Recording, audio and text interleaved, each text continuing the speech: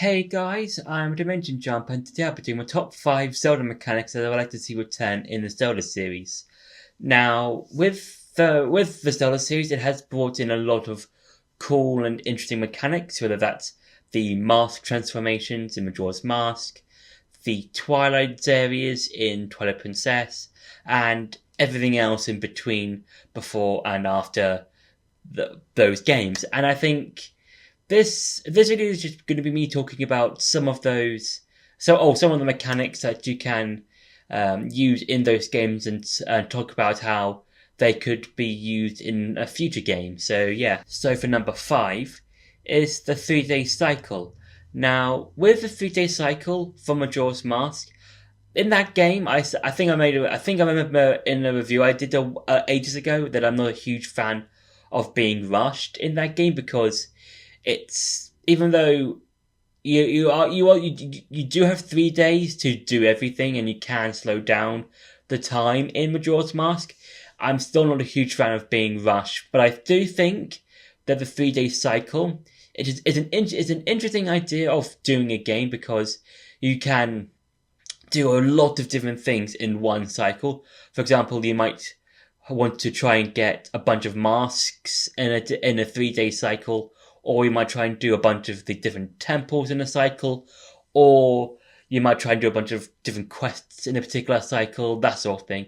And I think if the 3-day cycle was brought back, it could try out new things and stuff like that. And there could be like a new collectathon you could try and do, like collecting a bunch of different instruments that you need to use, or collecting a bunch of different, I don't know, or weapons and items to use out in the world, that sort of thing. I'm not 100% sure if the 3-day cycle was ever brought back, it could, I think those could be some of the things that could make it new and interesting, because I think with the masks, it was a very fun idea of collecting all of them and using them within one particular cycle, depending on what you were doing. And I think if the 3-day cycle was ever brought back, it could be interesting to see how it could be taken in a new direction. So yeah. For number 4 is time travel based puzzles.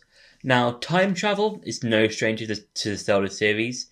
It was used in the Legend of Zelda: Ocarina of Time, and then in Majora's Mask, and then it was used in a bunch of other Zelda games. And I think the puzzles that you used for time travel is really fun because, for example, in Skyward Sword, if you want to restore the Thunder Dragon to learn part of the Song of the Hero, you need to put a seed you collected in the past, which will grow into a tree in the future. And then you've got the whole of the, I think it's the Spirit or the Shadow Temple. I think it's the Spirit Temple in Ocarina of Time, where the first half of that temple, you play as young Link. Then for the second half, you play as adult Link. And that's really cool. And I think time travel based puzzles are a fascinating idea because you can only do one puzzle to do another one. And a good example of this is in the Song of Storms, or in Ocarina of Time when you get the Song of Storms, where you get it in the past, you get it in the future that you used in the past. And that's such an interesting way of doing puzzles and stuff like that, in terms of like, okay, you hear about something that happened, let's say 10 years ago, before or during the events of a particular Zelda game, and then when you go back to the particular point, you do that puzzle that you heard about in the future, or you do a puzzle, or you do something in the past that you can continue and finish off doing in the future. And I do hope we get to just do something like that in a future Zelda game. So yeah. For number 3 is collecting tears and light.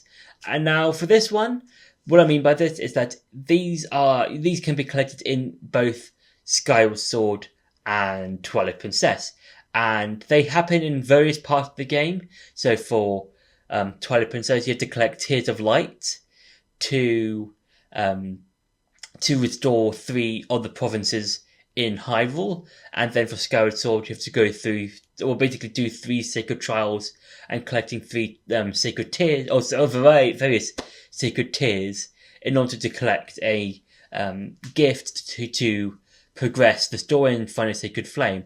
And I think these are really interesting ideas because they are part stealth-ish, kind of, but also they're like a unique way of puzzle solving as well, because you really have to rely on your senses as well as the area that you're in. So, for example, in Skyward Sword, you have to go back to the 3 regions, but also when you enter the sacred realms or the sacred trials, you are given a specific portion of those areas. So, for example, in the Lanayru area, you're given the whole of the area that surrounds the Lanayru mining facility, and that's really cool. And you have to basically just go around collecting all the sacred tears and then go back to the real world.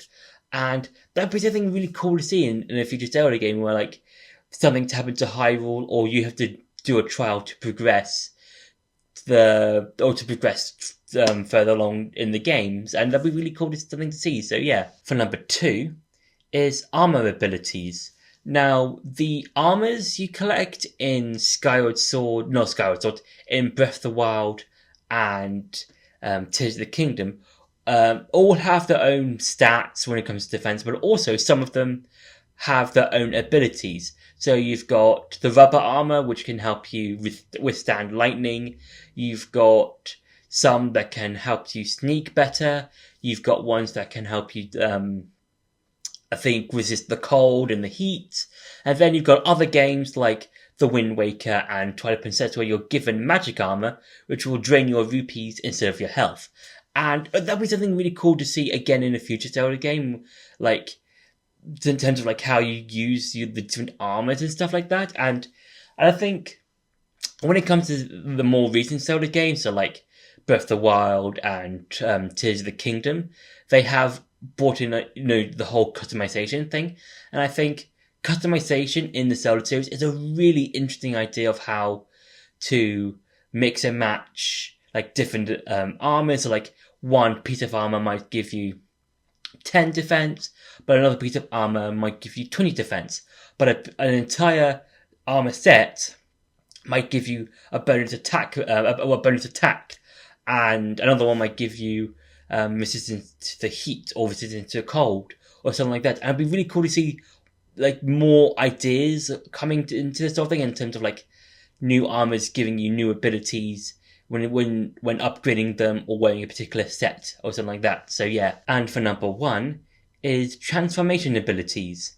Now, these abilities, I believe, haven't been seen since, I believe, Twilight Princess. I think I could be misremembering, but I think with the transformation abilities we see in the Zelda series, whether that's the mask transformations in Majora's Mask, the wolf transformation in Twilight Princess, as well as the painting ability, or which is a sort of transformation sort of ability in A Link Between Worlds. It'd be really cool to see like how a new Zelda game could get a new sort of transformation, and because all the transformation abilities we've seen in a lot of the Zelda games have been new and fresh and have worked within that particular Zelda game. So, for example, with the painting ability, you could become 2D and just go through small areas of the wall, or might try and traverse both Hyrule and Lorule, which is quite cool. But I think if a transformation ability is brought back into the Zelda series, we could see something new and fresh in how it helps with the Zelda's or the particular story of that particular Zelda game as a whole when you try and like go through the world and the story and the dungeons and that sort of thing. So yeah, so that's been my top 5 Zelda mechanics I'd like to see return in the Zelda series. I hope you enjoyed this video. Don't forget to like, share and subscribe, and I'll see you in the next video.